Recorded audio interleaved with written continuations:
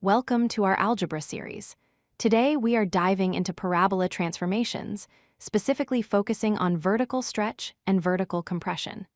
This is a key concept in understanding how the equation affects the shape of the graph. First, let's revisit the parent function. This is the simplest quadratic equation, y equals x squared. In this standard form, the coefficient a is equal to 1. The vertex sits right at the origin, 0, 0, and the graph passes through points like 1, 1, and 2, 4. When we modify the equation to y equals x squared, that a value becomes our vertical scale factor. To understand if the graph gets skinnier or wider, we look at the absolute value of a. The magnitude of this number is what determines the shape. Let's talk about vertical stretch. This happens when the absolute value of a is greater than 1. Think of it like pulling a rubber band upwards. The graph becomes narrower and steeper because every y value is being multiplied by a number larger than 1. Here is a visual example comparing y equals 2x squared with the parent function. Notice the orange line. Because a is 2, the graph rises twice as fast.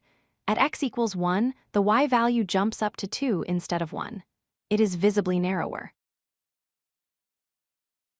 On the other hand, we have vertical compression.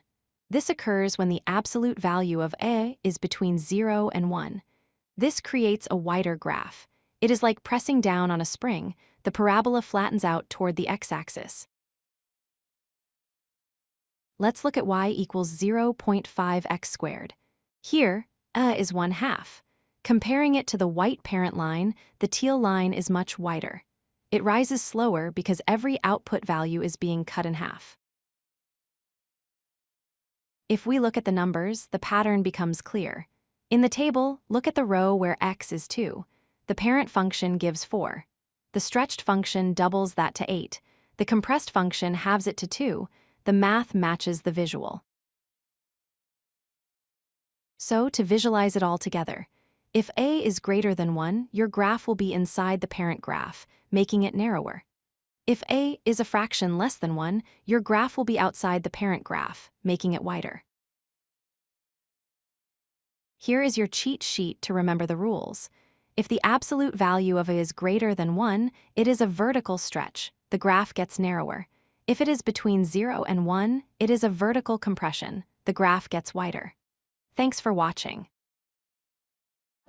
If you like this video, hit that like button and don't forget to subscribe. Visit codelucky.com for more such useful content.